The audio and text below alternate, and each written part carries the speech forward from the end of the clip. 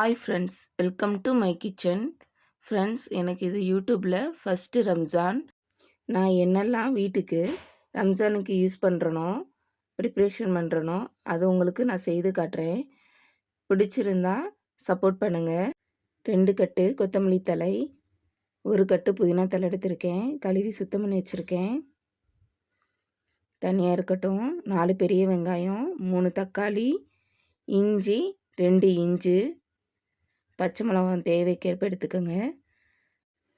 பூண்டு 50 கிராம், புளி நெல்லிக்காய் சைஸ் அளவு எடுத்துக்கோங்க. இப்போ ஒரு கடாயில் எண்ணெய் ஊற்றிக்கோங்க. எண்ணெய் கொஞ்சம் அதிகமாக தான் தேவைப்படும். எண்ணெய் நல்லா காயட்டும். எண்ணெய் காஞ்சதுமே 1 குழிக்கரண்டி அளவு கடலைப்பருப்பு எடுத்திருக்கேன். அதையும் போட்டு நல்லா வறுத்துக்கலாம். நம்ம எடுத்து வச்சுருக்க பூண்டையும் சேர்த்து நல்லா வதக்கிக்கலாம். பூண்டு நல்லா வதங்கட்டும். வதங்கின அப்புறம் இஞ்சியும் போட்டு நல்லா வதக்கிக்கலாம்.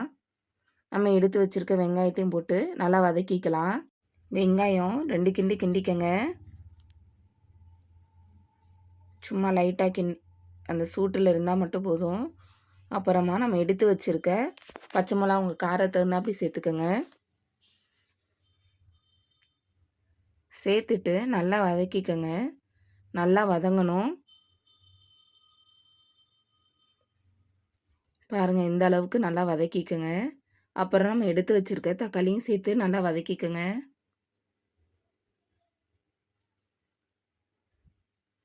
தக்காளி நல்லா வதங்கட்டும்.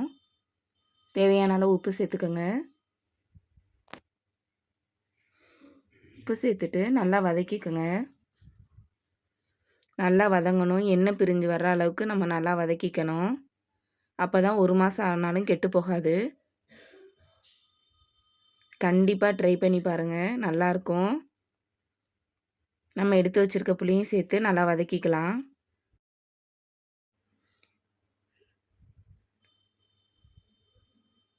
பாருங்கள், இந்த அளவுக்கு நம்ம நல்லா வதக்கிக்கணும்.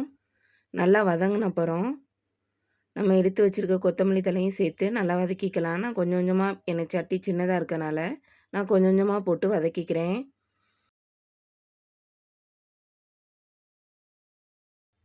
அடுத்து புதினா போட்டு நல்லா வதக்கிக்கலாம். நல்லா வதங்கட்டும். இந்த அளவுக்கு நம்ம சேர்த்து எல்லா பொருளும் சுண்டி வர அளவுக்கு நல்லா வதக்கிக்கோங்க. நல்லா சுண்டி வந்ததுமே அடுப்பை ஆஃப் பண்ணிவிட்டு ஆற வச்சுருங்க. ஆற வச்சுட்டு கொஞ்சம் கொஞ்சமாக மிக்ஸி ஜாரில் போட்டு நல்லா அரைச்சிக்கோங்க. நல்லா நைஸாக அரைக்கணுங்கிற அவசியம் இல்லை. லைட்டாக கொரன்னு இருந்தால் தான் நல்லாயிருக்கும். கண்டிப்பாக ட்ரை பண்ணி பாருங்கள். நோம்பு கஞ்சிக்கெலாம் சூப்பராக இருக்கும். அவ்வளோதான். அது ஒரு டப்பாவில் போட்டு ஃப்ரிட்ஜில் வச்சுருங்க. 1 மாதம் ஆனாலும் கெட்டு போகாது. கண்டிப்பாக ட்ரை பண்ணி பாருங்கள்.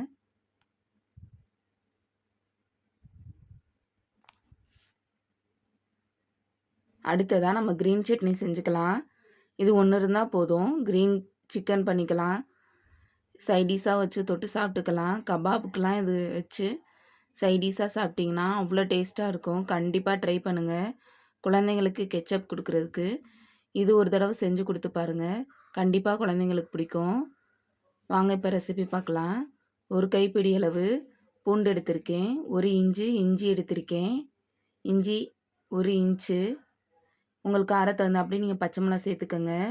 நான் கொஞ்சம் அதிகமாக தான் சேர்த்துருக்கேன். சேர்த்துட்டு கொரன்னு அரைச்சி எடுத்துகிட்டு வந்துடலாம். அரைச்சிட்டு வந்தப்புறம் 1 கைப்பிடி அளவு புதினா சேர்த்துக்கோங்க. சேர்த்துட்டு இதையும் கொரன்னு அரைச்சி எடுத்துகிட்டு வந்துடுங்க. அவ்வளோதான், அரைச்சாச்சு. இப்போ நம்ம எடுத்து வச்சுருக்க 2 கைப்பிடி அளவு கொத்தமல்லி தழை எடுத்திருக்கேன். அதையும் சேர்த்து அரைச்சி எடுத்துகிட்டு வந்துடலாம். கொத்தமல்லி தழை நம்ம எவ்வளோ வேணால் சேர்த்துக்கலாம். கொத்தமல்லி தழை வந்து அளவு கிடையாது. அரைச்சி வந்தப்புறம் 1 ஸ்பூன் ஜீரகம், 2 எலுமிச்சம்பழம் புழிஞ்சு விட்டுக்கோங்க. நான் 2 ஸ்பூன் ஊற்றிருக்கேன்.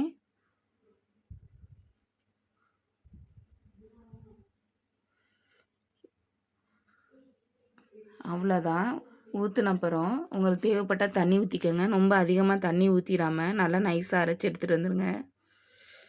பாருங்கள் எவ்வளோ கலர் நல்லா இருக்குன்னு. எலுமிச்சம்பழம் ஊற்றுனா தான் இந்த கலருக்கு வரும். கண்டிப்பாக ட்ரை பண்ணுங்கள். அவ்வளோதான். இது ஒரு ஃப்ரீசர் பாக்ஸில் ஊற்றிட்டு ஃப்ரீஸ் பண்ணி வச்சிங்கன்னா கொஞ்சம் கொஞ்சமாக எடுத்து யூஸ் பண்ண கரெக்டாக இருக்கும். ரொம்ப அதிகமாக தண்ணி ஊற்றிடாதீங்க, கெட்டு போயிடும். எப்படி செய்யணும்னு உங்களுக்கு சொல்லி காட்டுறேன். உங்களுக்கு தேவையான அளவு தயிர் எடுத்துக்கோங்க. ஏற்கனவே அரைச்சி வச்சுருக்க அந்த பேஸ்ட்டை கொஞ்சமாக தயிரை ஊற்றிட்டு 1 ஸ்பூன் நம்ம அரைச்சி வச்சுருக்க பேஸ்ட்டை சேர்த்துக்கலாம். சேர்த்துட்டு பல்ஸ் மட்டும் விட்டுடுங்க. நைஸாக அரைச்சிடாதீங்க, தண்ணியாக ஆயிரும். பாருங்கள் இந்த அளவுக்கு அரைச்சிக்கோங்க. இது பரோட்டாக்கெலாம் வச்சு சாப்பிட்டிங்கன்னா டேஸ்ட் அருமையாக இருக்கும். கண்டிப்பாக ட்ரை பண்ணி பாருங்கள். Must try.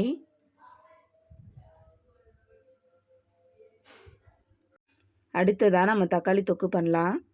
இது ஒன்று இருந்தால் போதும். நம்ம நோன்பு வச்சுட்டு டயர்டாக இருக்கமேது நம்ம இது நம்மளுக்கு ரொம்ப ஹெல்ப் பண்ணும்.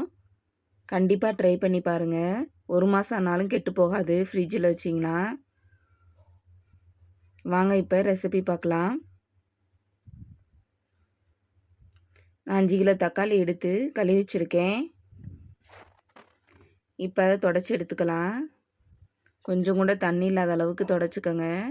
நம்ம யூஸ் பண்ணுற இது செய்யக்கூடிய எந்த ஒரு பாத்திரத்துலையும் தண்ணி இருக்கக்கூடாது. தண்ணி இருந்துச்சுன்னா கெட்டு போயிடும். பாருங்கள் இந்த அளவுக்கு கொஞ்சம் கூட தண்ணி இல்லாமல் தொடச்சி எடுத்துக்கலாம். இப்போ நல்ல கனமான பாத்திரத்தை எடுத்துக்கோங்க. எடுத்துட்டு தக்காளியை ஃபுல்லாக நறுக்கிக்கலாம். நான் சின்ன சின்னதாக நறுக்கியிருக்கேன். நீங்கள் பெருசு பெருசாக கூட நறுக்கி போட்டுக்கலாம். இப்போ தேவையான அளவு கல்லுப்பு சேர்த்துக்கோங்க.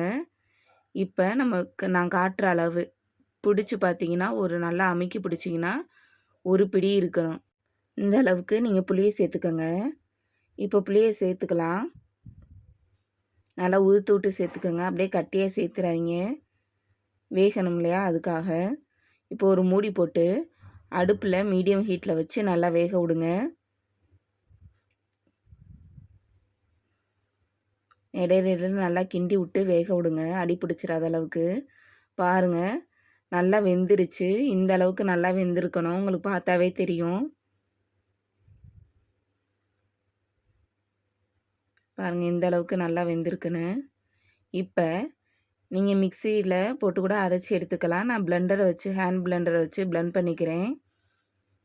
நீங்கள் மிக்சியில் அரைக்கிற மாதிரி இருந்துச்சுன்னா சூடு ஆறுனப்புறம் அரைச்சிக்கோங்க, இல்லாட்டி தெரிச்சிரும். நல்லா இப்போ பிளெண்ட் பண்ணிக்கலாம். நைஸாக அரைச்சிக்கோங்க. அரைச்சாச்சு. பாருங்கள் இந்த அளவுக்கு அரைச்சிக்கோங்க. அவ்வளோதான், தனியாக இருக்கட்டும். ஒரு பாத்திரத்தில் 3 ஸ்பூன் கடுகு சேர்த்துக்கோங்க. 2 ஸ்பூன் ஜீரகம் எடுத்துக்கோங்க. 3/4 ஸ்பூன் வெந்தயம் சேர்த்துக்கோங்க. சேர்த்துட்டு நல்லா வறுத்துக்கோங்க. கருகிராமல் வறுத்துக்கோங்க. கருகிருச்சுன்னா கசக்கும். பார்த்து பொறுமையாக வறுத்துக்கோங்க. சிம்மில் வச்சே வருங்க. அவ்வளோதான், வறுத்தாச்சு. இது இப்போ அரைக்கலாம். நான் 200 கிராம் பூண்டு தோல் உரித்து வச்சுருக்கேன். இதே சேர்த்துட்டு கொரன்னு அரைச்சி எடுத்துகிட்டு வந்துடலாம். அது தனியாக இருக்கட்டும். இப்போ நம்ம வறுத்து வச்சுருக்க மசாலா பொருளை அரைச்சி எடுத்துகிட்டு வந்துடலாம். நைஸாக அரைச்சி எடுத்துகிட்டு வந்துடுங்க. பாருங்கள் இந்த அளவுக்கு நைஸாக அரைச்சிருக்கணும். இதையும் தனியாக வச்சுக்கலாம்.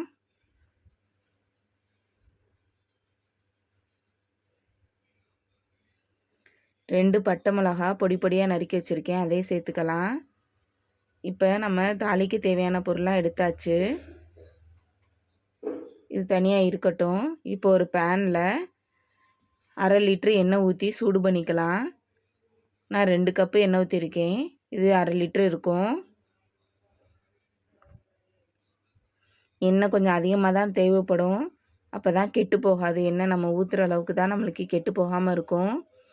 எண்ணெய் சூடேறினமே பாதியை தனியாக எடுத்து வச்சுருக்கேன். இப்போ எண்ணெய் சூடேறினப்புறம் 1 ஸ்பூன் கடுகு போட்டு கடுகு நல்லா பொரியட்டும். கடுகு பொரிஞ்சதுமே நம்ம அரைச்சி வச்சுருக்க பூண்டை சேர்த்துக்கலாம்.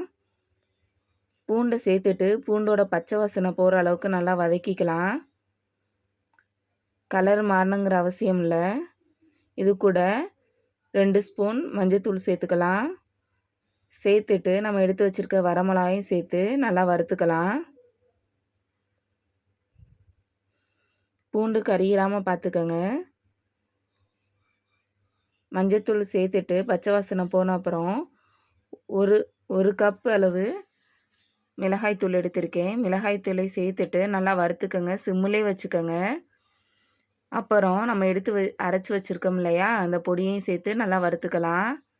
பார்த்து சிம்மிலே வச்சுக்கோங்க. ஹீட்டில் ஸ்பீடாக வச்சுட்டிங்கன்னா கருகி போயிடும். அப்புறம் நம்ம செய்கிற பொருள் கெட்டு போயிடும். லைட்டாக வறுத்த அப்புறம் 1 ஸ்பூன் பெருங்காயத்தூள் சேர்த்துக்கோங்க. பெருங்காயத்தூள் சேர்த்துட்டு அதையும் சிம்மில் வச்சே வருங்க. கண்டிப்பாக ஸ்பீடாக வச்சிங்கன்னா நம்ம பொடி சேர்த்துருக்க பொடி ஃபுல்லாக கருகி போயிடும்.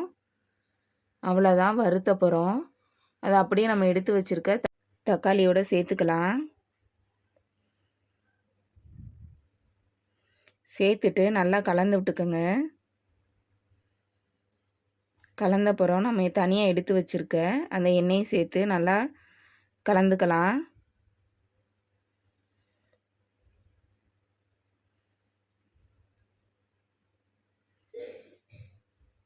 அவ்வளோதான் கலந்தாச்சு. இது சிம்மில் வச்சே வேக விடுங்க.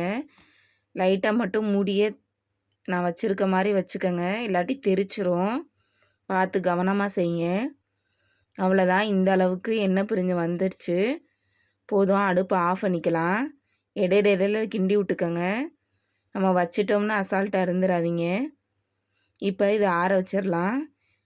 எனக்கு ஆறுறதுக்கு ஒரு நாள் தேவைப்பட்டது. இப்போ ஒரு கண்ணாடி பாத்திரத்தில் மாற்றிட்டு, கண்ணாடி பாத்திரத்துலேயும் தண்ணி இருக்கக்கூடாது. கவனமாக செய்யுங்க. அப்போ தான் நம்மளுக்கு நீண்ட நாள் வச்சு யூஸ் பண்ணுற கரெக்டாக இருக்கும். அவ்வளோதான், எல்லாத்தையும் மாற்றியாச்சு. ஃப்ரிட்ஜில் வச்சுக்கோங்க. 1 மாதம் வரையும் கெட்டு போகாது. கண்டிப்பாக ட்ரை பண்ணி பாருங்கள். என் வீடியோ உங்களுக்கு யூஸ்ஃபுல்லாக இருக்குதுன்னு தெரிஞ்சால் கண்டிப்பாக லைக் பண்ணுங்கள், ஷேர் பண்ணுங்கள், கமெண்ட் பண்ணுங்கள், சப்ஸ்கிரைப் பண்ணுங்கள். தேங்க்யூ ஃபார் வாட்சிங்.